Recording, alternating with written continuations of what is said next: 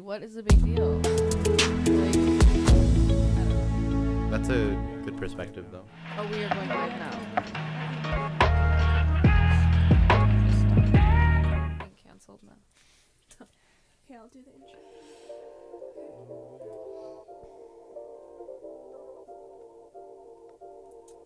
Okay, what's with the screen? We'll cut it out later. Okay, we're good. Oh, okay. Okay, cool. Okay, welcome back everyone to the 180 podcast.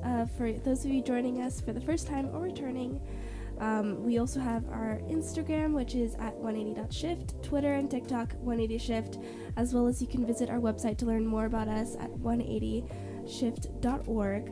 And you can check us out on all of those platforms. Yeah, you want to tell everyone how we've been doing on them? We've been doing really good. I think we have 20,000 followers, or we Yeah. have over 20,000 followers on TikTok right now, and Yeah. then over 3,000 on Instagram. So. Yeah. No, so thank you to everyone out there who's just been following us and following our journey in this and just, getting this conversation going. So, yeah, we have some guests today. You want to? Yes, we do. So if you want to go ahead and introduce yourselves just really quickly. Hi, my name's Nicholas. I am a longtime friend of Elizabeth. Mm-hmm. And then you, Henry, go ahead. Hi, my name's Henry. I'm a human. I go to Judson University and I play basketball in Chicago, Illinois. And that's as far as I go. And you know Tara. so- Yes. Yes. Yeah, so- Apparently our moms know each other somehow Yes. through Yes. some way and for a very long time. Yeah. Yep, that sounds about great. right. Yeah. But that's cool though. And I know that you guys are in different, positions. Like you go to school and stuff. You want to talk a little bit about that? Sure, yeah. that's So cool. I just graduated high school. I'm going to be going to college shortly. So a couple weeks from now, I'm going to be moving out of state and then studying in Texas. So I think it's a huge jump for me. I've been very used to being with family and friends a lot. And I'm making kind of a huge jump for myself. To where I have some family in Texas, but not my super immediate family. So it's going to be different, meeting new people, new friends, listening from people's perspectives and their backgrounds, and seeing where I fit in the bigger picture at that campus. Absolutely. Oh, yeah. Yeah. So I go to Judson University. It's a Christian conservative school in Elgin, Illinois. It's like 30 minutes from downtown Chicago. It's awesome. It's like unlike any other school I've ever visited. I went to like 23 different Christian campuses before committing to Judson, and I just love the people there. They're just like me. It's amazing. So you said you went to 23 different Christian colleges? Yeah, so I toured along the East Coast, got in my grandpa's Toyota Camry, and traveled to one school every single day for about a month, and I would stay there. I would stay at night in the campus, wake up in someone's dorm, and then I would tour the campus with the basketball coach, and then I would leave, go to the next school, stay the night there, wake up, and tour the school, and then I did that 23 times in a row, and Oh my goodness. That so I was- could make a decision on where I wanted to commit to. Yeah. Was it important for you for the college to be a Christian college? Absolutely. That was probably my number one priority, along with what I wanted to study and basketball, what basketball interest they had for me. Yeah. Okay, that's interesting. Yeah. Well, let's see. So how about I want to hear from both of you. What were your high school, not even high school, but your elementary, middle school, high school, what were your what schools did you go to? I know you went to both private and public school. I'm not Right. sure where schools you went to. So if you could just start us off with you, Nick. Sure, yeah. So from kindergarten all the way to my sophomore year of high school, I grew up in different private schools. And then during COVID, it got really expensive because the private schools you have to pay for tuition. It just got way too much. So I transitioned into a public school, which very different experience there. I've made a lot of lifelong friends in both private and public institutions, but the problems in both private and public are way different from each other. Some of them have similarities, some are different. but seeing how there's similarities and differences between both, not only just with the people, but also how they educate you, was very insightful in terms of what kind of campus I want to go to, and then eventually what do I want to study, and kind of just figuring out what kind of learner am I, and in the pursuit of knowledge and truth, where is the best place to go for that. Yeah, absolutely. So I jumped from school to school, not by choice. I got kicked out of a elementary school at one point, Dunsmore University, or not university, elementary, and I think I knocked over a tree, something like that, Oh my. as like a kid. And I was a bipolar kid, so it was challenging to find teachers who were willing to deal with me as a kid, and I just would not have the ability to sit still in a classroom for like 6 hours a day. There's just no way. And I jumped from school to school. I jumped from a public school to a private elementary, then back to a public elementary school. And I went to Christian Montessori school. It's in Montrose. It's like right down the street, or that way. And I realized that I like small classrooms a lot more than massive like classrooms, because there's nowhere you can hide in a like small classroom. You can't like skip an assignment, and no one's gonna like say, the teacher's gonna notice if you like miss an assignment or if you are getting in trouble or whatever. It's just I noticed that small classrooms benefit my learning style a lot more. Yeah, I feel that because you have more of a reasonable student teacher ratio, Yeah, but I kind of want to know from both of you, since you went to a Montessori school, right? That's pretty interesting because not a lot of people know about that. Can you just I guess educate the viewers on that, what that type of school that looks like. Yeah. Yeah.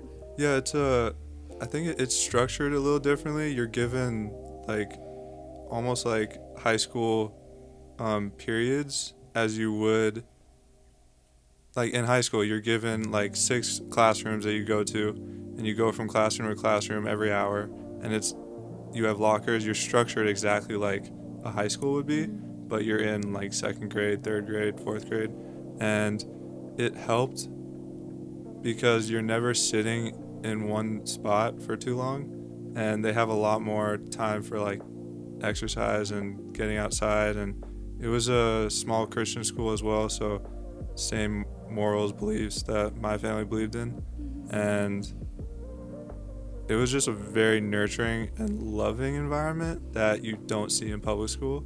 And the teachers really cared for you, Yeah. and they were interested in your family background and like what you're doing here and why you want to be here, stuff like that. Yeah, that's really nice though. That's it's good to hear that there are places that a lot of concerned parents can go to. Yeah. Now I do have a question. So how do you think your experience in public school versus private school has shaped your perspective on society? That's a very complicated question. So I would describe private school as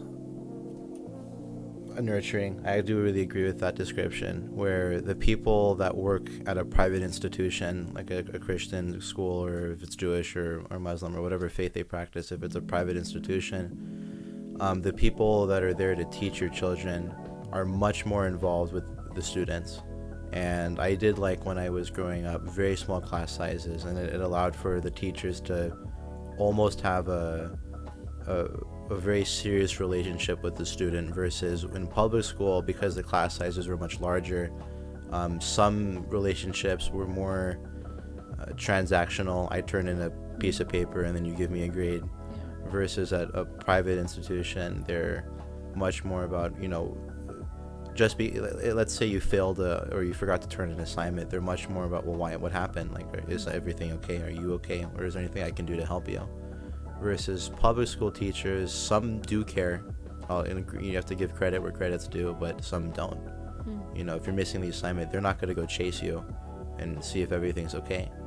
And even if something's wrong, they're not going to deal with it. They'll refer you to someone else.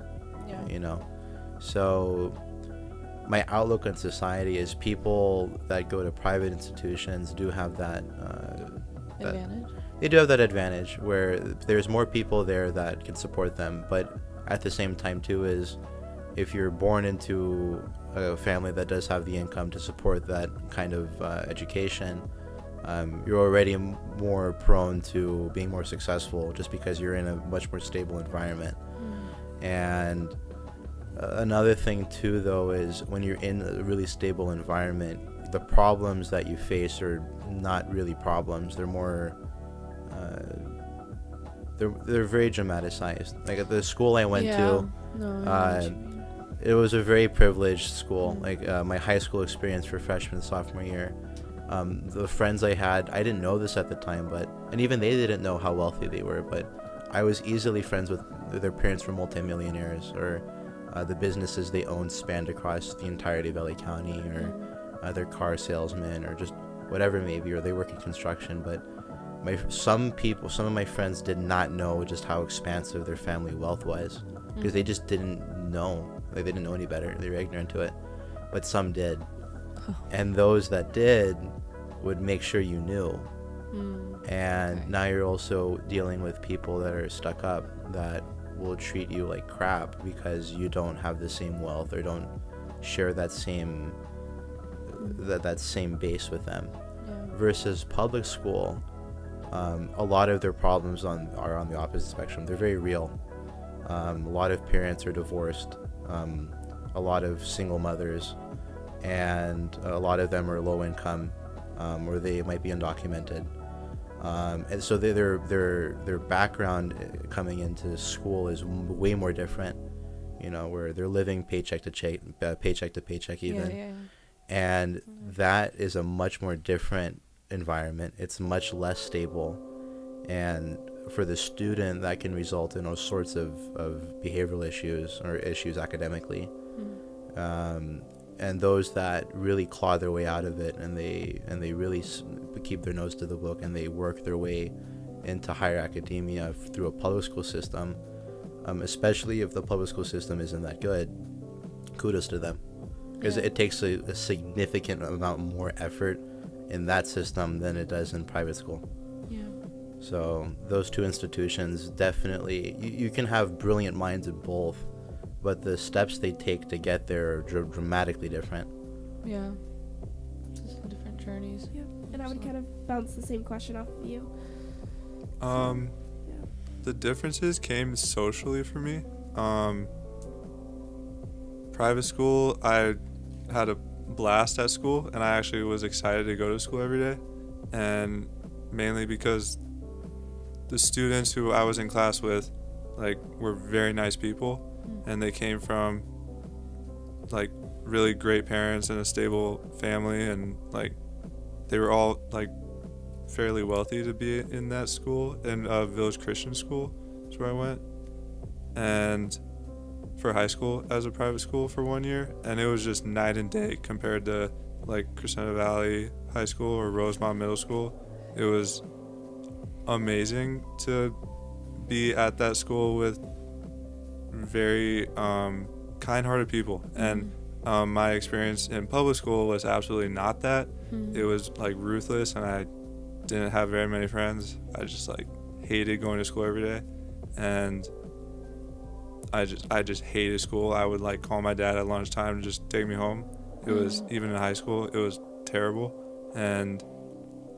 But private school was the complete opposite of that. So Absolutely. You know, you both have very unique perspectives on this, because you know just a lot of different elements in each of those. So how much did politics enter the classroom, I guess? And I can talk a little bit about that. Okay.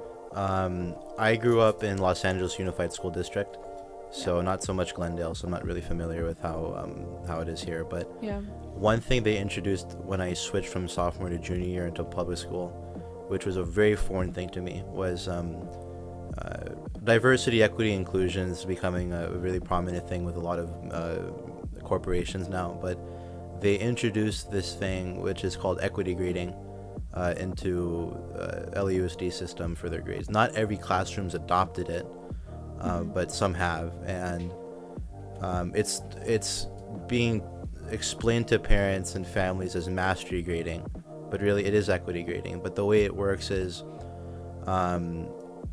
the scale for a grade, picture, anything below a 90% is, it goes like 90 to 100% is your A, and then 80 to 89% is your B, and so forth. It's like in 10% increments.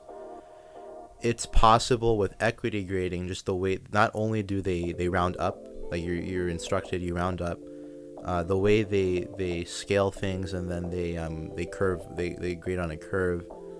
There are students who were getting easily on a normal grading system D's, and then they're getting B's and using that system.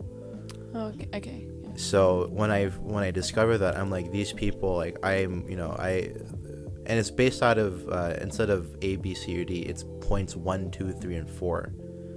And the way they explained it was 0 meaning you have no understanding of whatever the concept is, versus 4 is you have a mastery of whatever the concept is to a point where you could teach that to someone else. So it's no longer A, B, C, D, D or F, because to them it's traumatic for a student to receive anything less than a C. And you saw that? Well, yeah, I saw a few times. The types of classes I picked were a lot of AP classes, a lot of honors. I really challenged myself academically, so just the caliber of students I was with was much higher than the general education classes, because I took a lot of APs. Yeah. So the people I was with really seeked academic validation. So whenever they did get anything less than a B, it really hurt them, because they really needed something to tell them that they were doing well. And mastery grading, if they took a class that utilized it, was a great way of redeveloping that mindset. And instead of you failing, you're learning, which in its truest form is a nice thing. Like, just because you fail at something doesn't mean you're a failure, but you're just learning there's a right or wrong way to approaching something, whether it's math or science or whatever. But it can very easily be abused, or you can sweep bad grades under the rug. Yeah. And bad rugs under the grades, but like, you can do that with mastery grading, and I took full advantage of that. Don't get me wrong. Because if I missed at private school, if I missed an assignment, the way it was weighted was normal. Missing an assignment would make my grade letter average go from an A to a B, like that. Yeah. Versus mastery grading, it barely makes a dent. Yeah. So people just, once people discovered that, because they just introduced it to the school, no one was turning in anything. They would just show up for the tests, which were very easy, just the way that they were designed. It was designed so that you could pass the tests. And if you failed, then something's definitely up. Like, it's really hard to fail. And school, it's really hard to fail. But you should be okay with failure. But I feel that they're trying to change that. Instead of being okay with failure and moving from it, they're trying to just omit failure and just make it prevent it, and just coddle you and say, like, you're learning, you're growing, and that growth mindset is how you develop. But life isn't like that. Like, you're gonna go through some crazy things in life. Absolutely. And mastery grading is not gonna save you.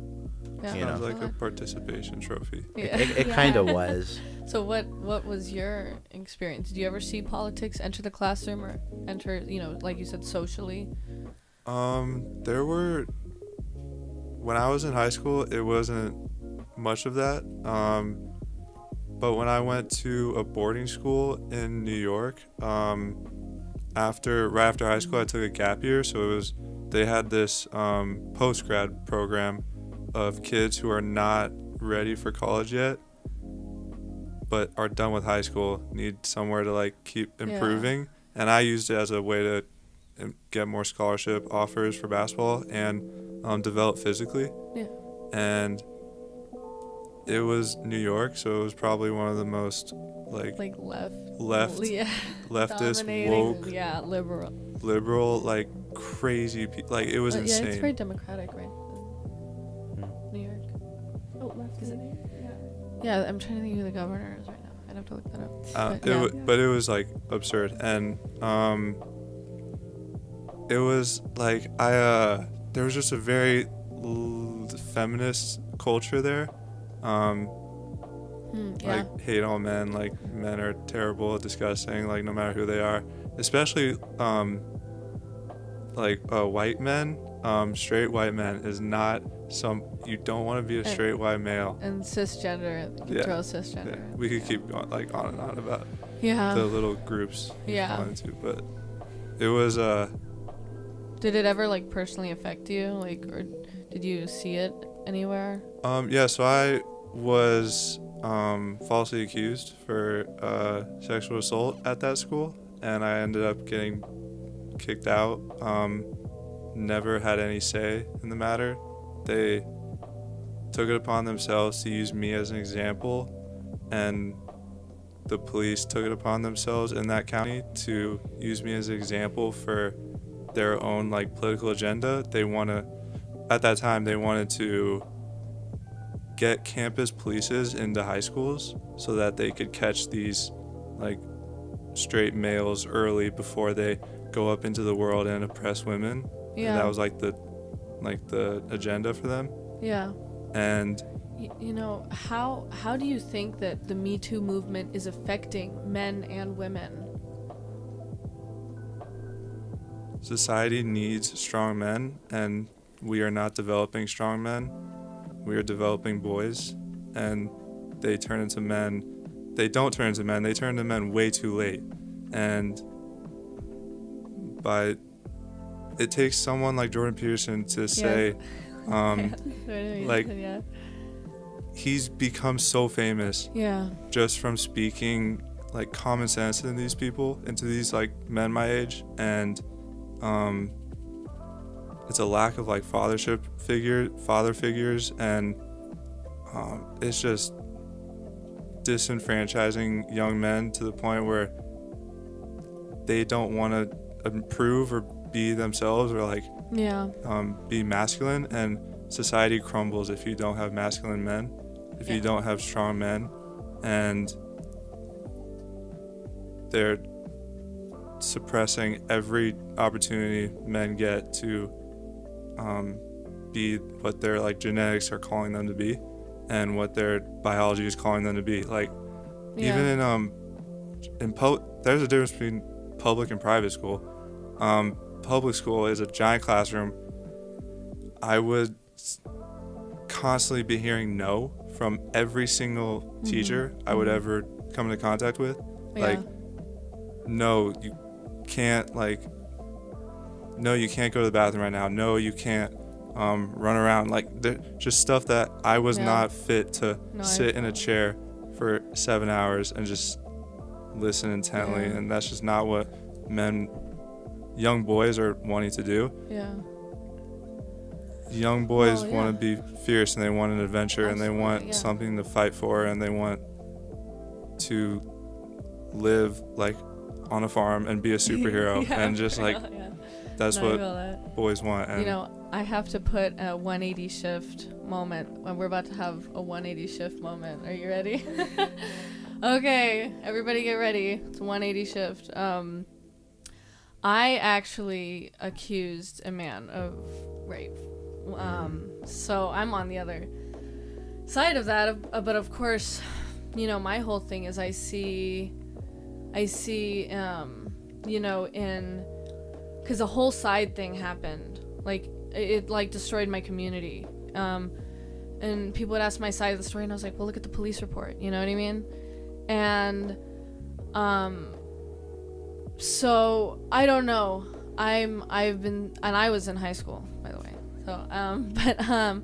So I think, you know, just from my perspective, it's been hard because of the Me Too happening so often, and like over so many things and a lot of falsely accusal stuff.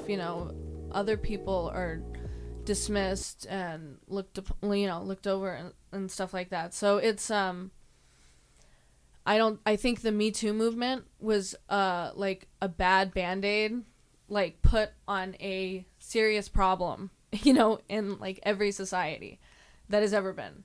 So the Me Too movement, yeah, it's like it's making young men afraid, in my opinion, and it's making these words mean less because there is so much deception, and it's terrible. And the ironic thing of it is, rapists, killers, mass murderers, those are weak men. Those are people. Absolutely. Those are men who are weak and didn't grow up with strong role models, whether literally on TV, or in the home. Like, those men who commit terrible crimes against women are weak, terrible. Not like they're just weak, and they don't know what true masculinity looks like. Mm. The strongest men are protectors, they're providers, and they guard women's hearts, and Yeah. they're not what these like Me Too feminist girls like think that strong men look like. They have a totally warped view of what strong masculinity is. Yeah. Yeah, I feel that. And, I think that we have to talk about how do we heal from this. You know what I mean? Because societally, this Band-Aid has been put on, and we're starting to see breakage. We're starting to see breakage in it. So like, let's take a phrase like "believe all women."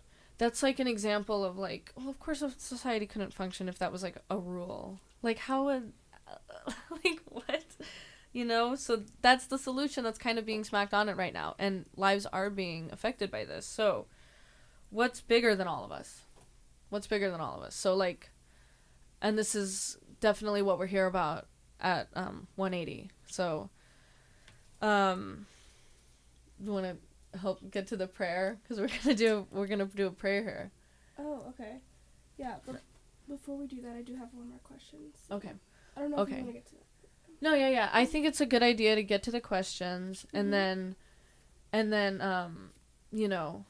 just talking about what is the solution here, because there's an internal solution for all of us. We've been hurt, and like, what do we do societally? You know what I mean? But I think we should do the questions first. So yeah. No, I just have kind of just bouncing a little bit back, but so what do you think are some challenges or maybe even advantages that today's young men face in today's world? And I could have both of you answer that. I think this will definitely digress off of the last topic and seeing that. Do you want to go for it? Sure. I think challenge-wise, it's harder to be a man. It's harder to be who you are and what you can be. And what you can be is great. In fact, anyone can be great, no matter their background or their race or their religion or their age. Anyone can be great. But to be, historically speaking, a great man takes a lot of courage. It takes a lot of willpower. And it takes a lot of commitment. And the challenge for young men today is that you're starting to be introduced to the idea of you don't need to be great. You just need to be average, or you just need to be normal, or you just need to be accepting and tolerating of other people's differences. But what if those differences are just outright wrong, or is something you absolutely do not agree with? Or what if you know that difference will harm your child or your family? Are you going to tolerate that? And society, not just in the United States, but worldwide, if this is what men are being taught now, is to not be strong and stand up for what they value and what they believe is right, or whatever, even what women believe is right. And your silence, you're not able to be able to speak what you truly believe, then ultimately you're going to be challenged for your entire life.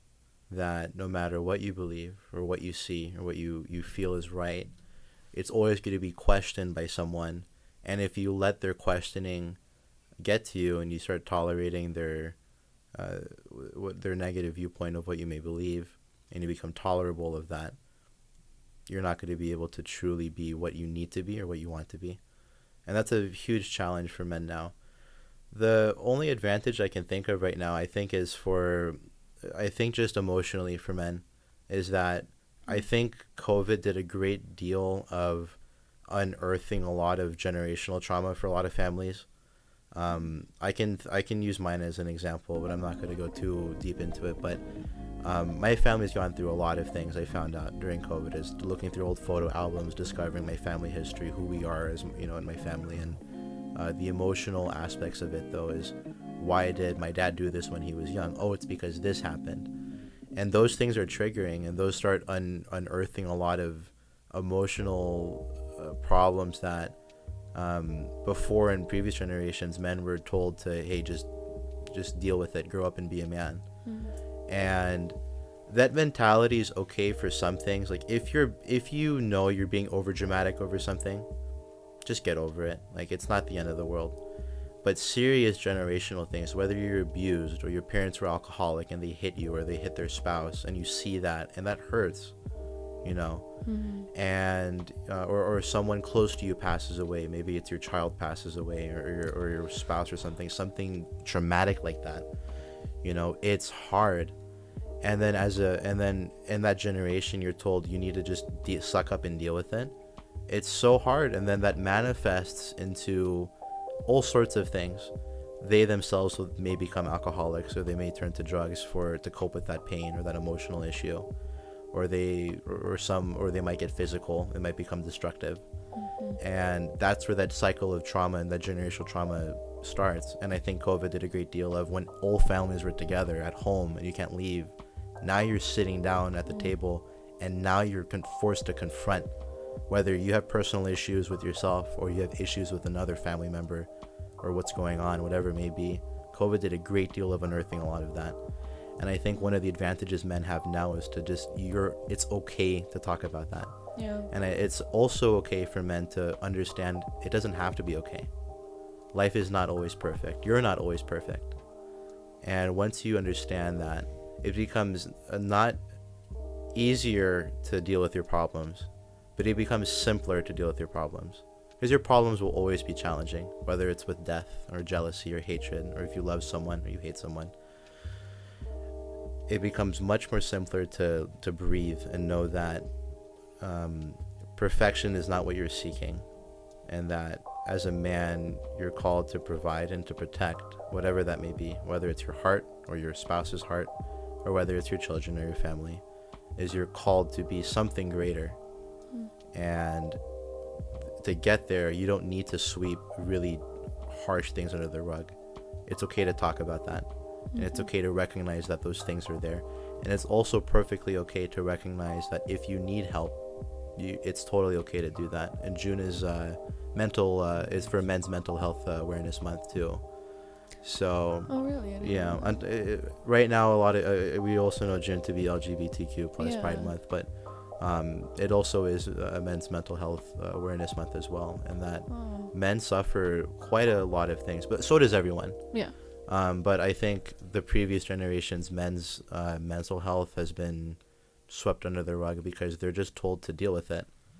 Because I remember growing up all the time with my parent, especially my dad, is if I'm crying about something, maybe I lost my Legos, I don't know. But like I'm crying, and then The good right.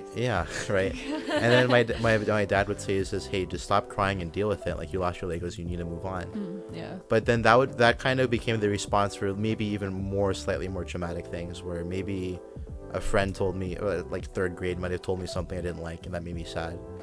But I didn't necessarily need to just grow up from it. But that's a serious thing where you're dealing with a relationship issue, and you're trying to learn. It's your first experience, especially when you're young, dealing with that sort of negativity, and is how do you respond to that? And that's a new and learned experience, because when you're growing up in a stable environment, you're not necessarily challenged, and people are constantly disagreeing with you, or they're calling you names. But when you're first introduced to that, it's a totally new feeling. How do you navigate that as a child? Yeah. And if you're told to react to it in a different way, the way you respond in the futures will also likely be different. So challenges wise, it's hard to be a man now because you're told to just be average, and it's okay being average. But I think it's more important to recognize now it's okay to not be okay. It's not okay to just be okay, but it's okay not to be okay. Yeah, that's something I actually learned from my dad. Growing up, he really harped on the fact that, well, he didn't like tell me directly. He showed that there's times when it's okay to cry and it's okay to be emotional. And then there's times when I would be emotional and he would tell me, stop playing the victim, you're fine. Yeah. But then there was times when I would be crying and he would like cry with me and he would sit with me and talk through it. And I didn't know what times were times to suck it up, be strong, like deal with it, or were the times that it's okay to cry at this moment, because that takes someone with experience, life experience, and a much higher level of maturity that I wouldn't have had it not been for my dad exemplifying that in a real environment. Like, Yeah. No, I think that's, yeah. It's good. Yeah. Okay. All right. So, this has been a wonderful discussion, you guys. I just wanted to share this and then close in prayer, because, you know, we are Christian, you know, and we feel like that's why we're doing this. And so the verse that I just felt was so relevant for today, and this whole topic, is the Lord is near to all who call on him. And it's Psalm 145 to 18. So the Lord is near us, you know, and he's near all of us, no matter what. And Jesus cried. Just throwing that out there. John 11:35. It's the shortest verse in the Bible. It's just straight up Jesus wept. Yeah. Not cried, not shed a tear. He wept. He wept. What's the difference? He was bawling, not like bawling, you know, he's not rich or anything, but he was like but sobbing. he was sobbing. One of his closest friends, Lazarus, he passed away. Yeah. That's right. And he's sobbing. Is that after he brought him back to life? No, that Not was beforehand. before. Once he brought him back to life, he was like, okay, my job's done. My job's. There Yeah. was also this He's such sorry, a, like, Jesus, such a G. He's such a G. before we like closed, there was also a thing that Jordan Peterson said. It was, be the strongest man at your father's funeral. That was like that. Wow. I read that in his book and it was just profound, and it hit me so hard, because I was like, if my dad died today, there is no shot I would be the strongest man at my father's funeral. There's absolutely no way. And it gave me a sense of that's something I should strive for. Yeah, the sense of taking over, you know, because there's responsibility for men of women and children, and it's a beautiful responsibility. I mean, I think that, you know, it should be encouraged, you know, honestly, obviously not the you know, I don't want anyone to die, but like no, but just the idea that you have to take over, you know, because as a wife and as a mother, it's like I rely heavily on the men in my life, you know what I mean? I rely heavily on my husband, and you know what I mean? Oh, is it time to wrap up? Sorry, guys. Anyway, but yes, so that was the verse, and then Ellie, do you want to lead us in a prayer? I'm not sure. You can do it. You want me to do it? Yeah. Okay, I can do it. Yes, that's fine. All right. So Just a really quick one. okay. I could also do You it. want to? Yeah. You know, Here, you you wanna go start. ahead You and start, do and it, then yeah. I'll go next. Dear Lord, thank you for giving us this opportunity to speak on this podcast, and I pray that 180 podcast, and I pray that the men in this world are called to something greater, and that you call them to that they hear that divine voice from you to step up and be leaders in this world, regardless of society trying to suppress and attack them. And I pray that We need you, God. We need you. We need you in America. We need you to fight our battles. And we need you. Amen. Yeah, and just, Lord, we just thank you for the effect we've had on people's lives and for the power, you've given us power in our testimony, God. So we thank you for that. And when you give us these gifts, we really give them back to people and to anyone and everyone to just